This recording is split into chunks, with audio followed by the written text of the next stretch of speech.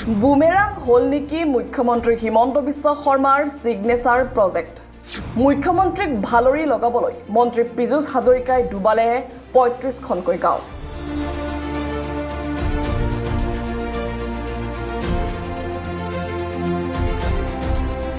বান্ধ ভাঙি জলমগ্ন হল কলিয়াবৰ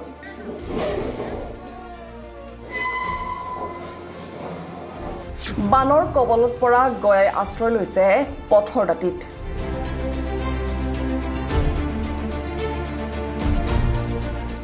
কত ব্যয় হল ২০ কোটি টকা কিয় ইমান দিনে স্লুইচ গেটৰ গাৰ্ডৱাল দিবলৈ সক্ষম নহল জেড ইঞ্জিনিয়াৰ্ছ এটেনশ্যন মুখ্যমন্ত্ৰী এটেনশ্যন ৰাজ্যৰ জলসম্পদ মন্ত্ৰী কিয় বাৰে বাৰে জনতাৰ স্বাৰ্থসিদ্ধিত ব্যৰ্থ হৈছে আপোনালোক প্ৰথমতে চাই লওক এই দৃশ্য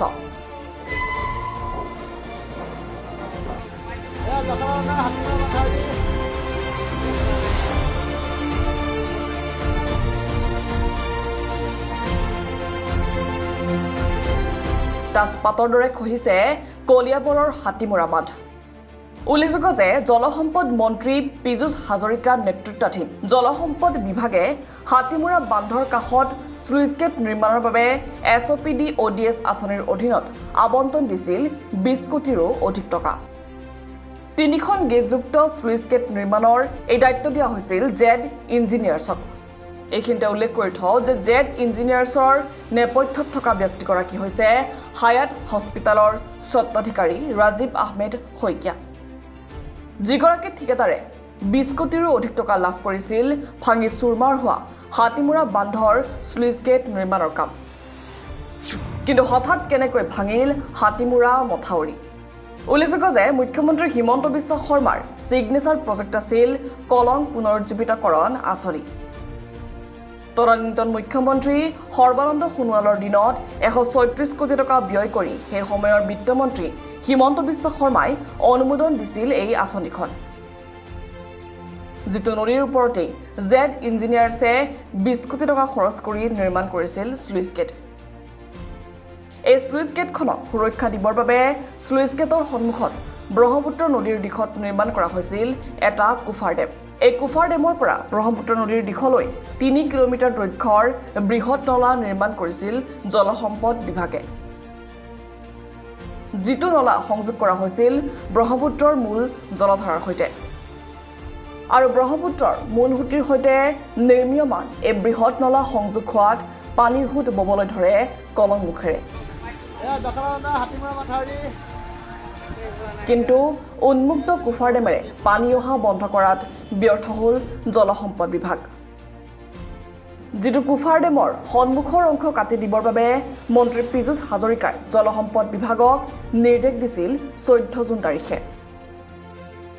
আৰু 21 জুন তাৰিখে মুখ্যমন্ত্ৰী হিমন্ত বিশ্ব শৰ্মা আহিল জখলাবন্ধালৈ আৰু জখলাবন্ধালৈ অহাৰ পূৰ্বে কলংমুখৰ স্লুইচ গেটৰ এখন দুৱাৰ জলসম্পদ বিভাগে খুলি দিলে আৰু মুখ্যমন্ত্ৰী অহাৰ পূৰ্বে কলংমুখৰ স্লুইচ গেটৰ এখন দুৱাৰ জলসম্পদ বিভাগে খুলি দিয়াত কলঙলৈ পানী আহিল আৰু আমাৰ মুখ্যমন্ত্ৰীয়ে উপভোগ কৰিলে কলঙৰ মনোমোহা দৃশ্য কিন্তু ইয়াৰ পাছতে লাগিল কেনা স্লুইচ গেট খুলি দিয়া দুৱাৰ বন্ধ কৰিব নোৱাৰিলে জলসম্পদ বিভাগে এটা সময়ত স্লুইচ গেটে নিয়ন্ত্ৰণ ক্ষমতা হেৰুৱাই পেলোৱাত গেটৰ তলৰ অংশইদি সোমাই আহিল হুৰাহুৰে পানী যাৰ বাবে প্ৰচণ্ড হেঁচাৰ প্ৰভাৱত স্লুইচ গেট সংযোগী বান্ধ ভাঙি ক্ৰমান্বয়ে ভঙা অংশৰ পৰিসৰ বৃদ্ধি পালে পৰিণতিত কলং মুখেৰে পানী সোমাই জলপ্ৰলয়ৰ সৃষ্টি হ'ল কলিয়াবৰত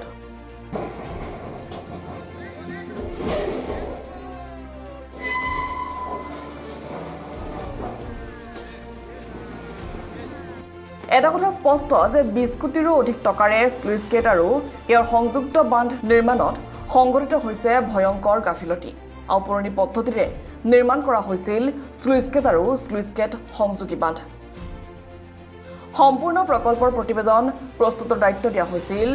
ৱেবকছ লিমিটেড নামৰ প্ৰতিষ্ঠানটোক আৰু এই প্ৰতিবেদনখনত ৯টা বিষয়ত গুৰুত্ব প্ৰদান কৰা হৈছিল যদিও বাস্তৱ ৰূপ প্ৰদান কৰাৰ দায়িত্বত থকা সংশ্লিষ্ট ঠিকাদাৰে বহুকেইটা বিষয়ত গুৰুত্ব দিয়া নাছিল যাৰ বাবে 2 জুলাই তাৰিখে স্লুইচ গেটৰ বান্ধ ভাঙি কলংমুখেৰে সোমাই আহিছিল ব্ৰহ্মপুত্ৰৰ বাঢ়নি পানী। এই ক্ষেত্ৰত ৰাজ্যৰ বিভিন্ন মহলে প্ৰতিক্ৰিয়া ব্যক্ত কৰিছে। CPMৰ বিধায়ক মনোৰঞ্জন তালুকদাৰে বান্ধ ভঙা সমগ্ৰ ঘটনাটোক হিউমেন ক্ৰাইম আখ্যা দিছে। মই শুনি আছিলোঁ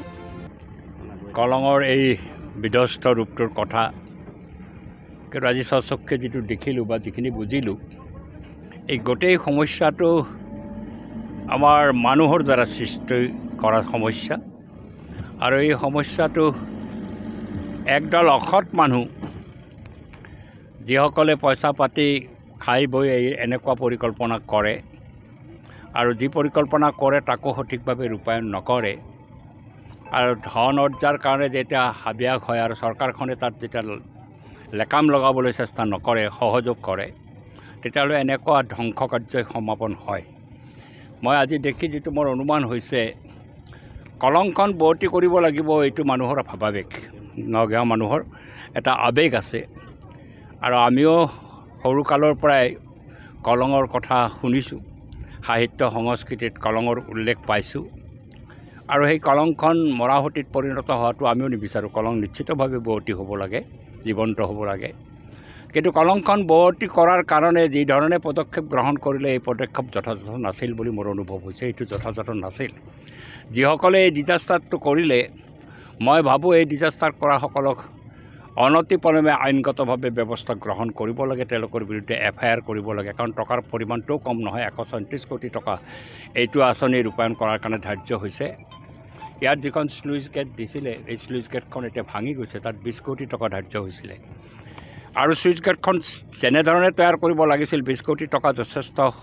কম পৰিমাণৰ টকা নহয়, যথেষ্ট শকত পৰিমাণৰ টকা। 20 কোটি টকাৰ এখন খুব উন্নত আধুনিক স্লুইচ গেট, মানে মজবুত স্লুইচ গেট কৰিব পাৰে নিশ্চিতভাৱে।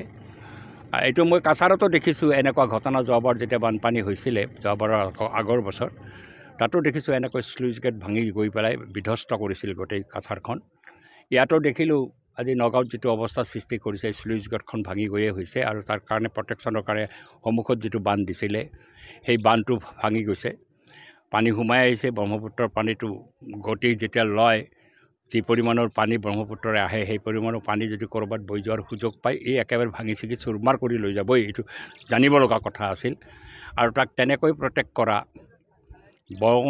কলংখন একেবাৰে চাফা কৰি লৈ পেলাই, মুকলি কৰি লৈ পেলাই, স্লুইচ গেট যদি উন্নতভাৱে তৈয়াৰ কৰি পেলাই, যিটো কেনেল খান্দিছে 3 কিলোমিটাৰৰ কেনেল ব্ৰহ্মপুত্ৰৰ পৰা পানী বোৱাই দিয়াৰ কাৰণে, সেইটোও যদি অলপ বিজ্ঞানসন্মতভাৱে তৈয়াৰ কৰিলেহেঁতেন, এনেকুৱা এটা নিশ্চিতভাৱে ধ্বংসলীলা আমাৰ এই কলংলৈ নহ'লহেঁতেন। লগতে বিৰোধী দলপতি দেৱব্ৰত শইকীয়া, অখিল গগৈয়ে প্ৰতিক্ৰিয়া ব্যক্ত কৰিছে। আনহাতে জলসম্পদ বিভাগৰ স্লুইচ গেট আৰু বান্ধ নিৰ্মাণত বিসংগতি থকা বুলিও আওপকীয়াকৈ স্বীকাৰ কৰিছে জলসম্পদ বিভাগৰ নগাঁও সংমণ্ডলৰ অধীক্ষক অভিযন্তা সিদ্ধাৰ্থ শৰ্মাই। মূলতঃ ঠিকাদাৰ বিষয়াৰ অবিবেচক কাণ্ডৰ কুফল ভুগিলে কলিয়াবৰ ৰাইজে। প্ৰশ্ন হৈছে 136 কোটি টকীয়া ৰাজ্য চৰকাৰৰ জলসম্পদ বিভাগৰ ছিগনেচাৰ প্ৰজেক্ট বুমেৰাং হ'ল নেকি আৰম্ভণিতে? কলংভূতি বৰ্তিকৰণৰ নামত ৰাজ্য চৰকাৰে গ্ৰহণ কৰা অভিলাষী আঁচনিৰ কোটি কোটি টকা অপচয় হ'ল নেকি? একাংশ দুৰ্নীতিগ্ৰস্ত বিষয়া তথা ৰাজনৈতিক নেতাৰ আশীষপুষ্ট ঠিকাদাৰৰ দুৰ্নীতিৰ বাবেই কলং নৈৰ বৰ্তিকৰণ আঁচনিৰ কুফল ভুগিব লগা হ'ল নেকি কলিয়াবৰবাসী ৰাইজে? কেতিয়া ৰাজীৱ আহমেদ শইকীয়াৰ লগতে